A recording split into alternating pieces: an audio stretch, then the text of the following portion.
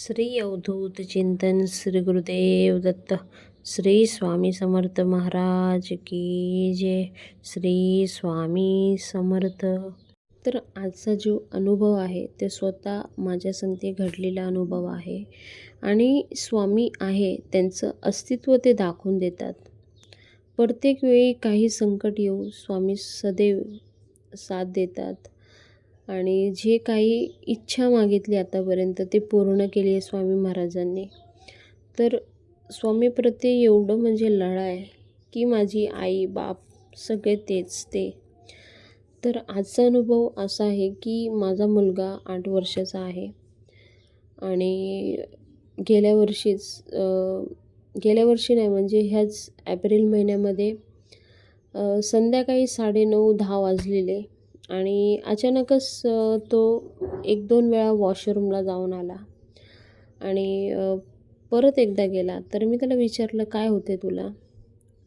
तर बोलला, मम्मी मी सुसू करायला जातो आहे, तर सुसूच होत नाही आहे. तर मी बोलले चल मी बघते. तर मी देखील गेले. तर त्याचं पोट पाणी पिऊन पिऊन पोट फुगलेलं होतं, पण तो सुसू करायला जात होताना सुसूच होत नव्हती.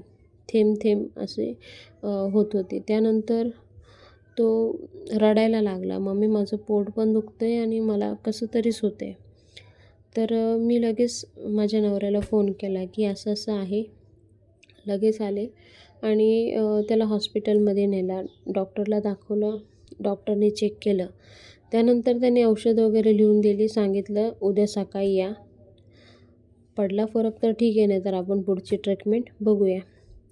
घरी आल्यानंतर मला काही तेव्हा फोन करून सांगितलं नाही. घरी आल्यानंतर सांगितलं की असं असं आहे.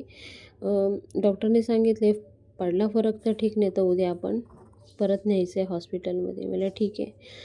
तर तो बोलतो मम्मी मला सुसू आली आणि बाहेर जाऊन मोठ्याने वरडायला लागला की माझी सुसूच होत नाही आणि मला वाचव मम्मी, माझा जीव जाईन, मला लय दुखते.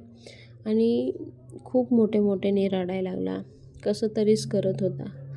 तर ते बघून मला राहवलं नाही. स्वामींना मी प्रार्थना केली, स्वामी माझ्या मुलग्याला जे काही म्हणजे हे प्रॉब्लेम होत आहे त्यामधून त्याला बरं करा.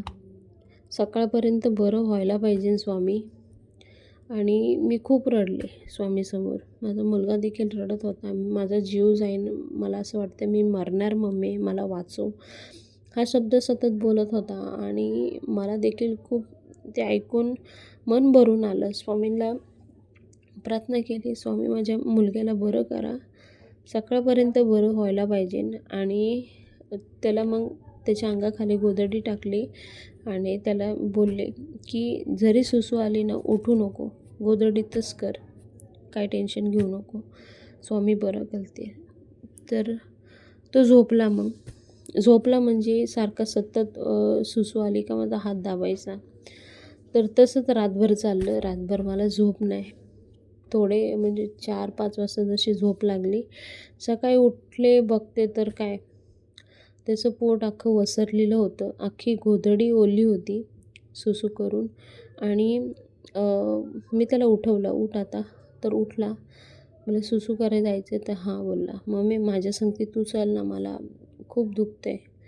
तर मी हात धरून नेलं आणि तो जे सुसू करायला लागला तर एकदम नॉर्मली सुसू झाली. पण ते थोड्या चुका वगैरे येत होत्या त्याला. तर मी म्हटलं ते सगळं होईन बरं, पण तुला सुसू झाली ते महत्त्वाचं आहे. आणि स्वामींचे आभार मानले. स्वामी सतत काही प्रॉब्लेम असो, काही असो, स्वामी त्यांची जे ते आहे माझ्या संगती ते दाखवून देतात. त्यांचं अस्तित्व आहे ते दाखवून देतात. प्रत्येक वेळी काही दुःख असेल किंवा काही असेल, स्वामी सॉल्व करतात.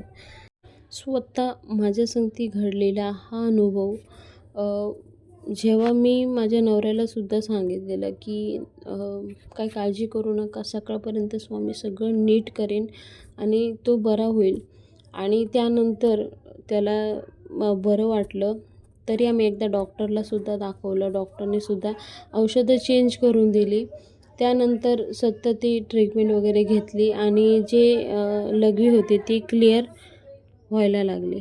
स्वामी आहे त्यांचं अस्तित्व ते दाखवून देतात आणि हा अनुभव माझ्यासाठी खूप मोठा आहे. असे खूप सारे अनुभव झालेले आहेत माझ्या संगती. ते सुद्धा मी तुमच्या संगती शेअर करणार आहे आणि असेच छान छान व्हिडिओ तुमच्यापर्यंत नक्कीच पोहोचवायचा प्रयत्न करणार आहे. तर तुम्हाला ही स्टोरी आवडली असेल तर जास्तीत जास्त पुढे शेअर करा आणि चॅनलला सबस्क्राईब करा. पुन्हा भेटूया नवीन व्हिडिओ संगती. तोपर्यंत बाय बाय. थँक्यू. जय हिंद.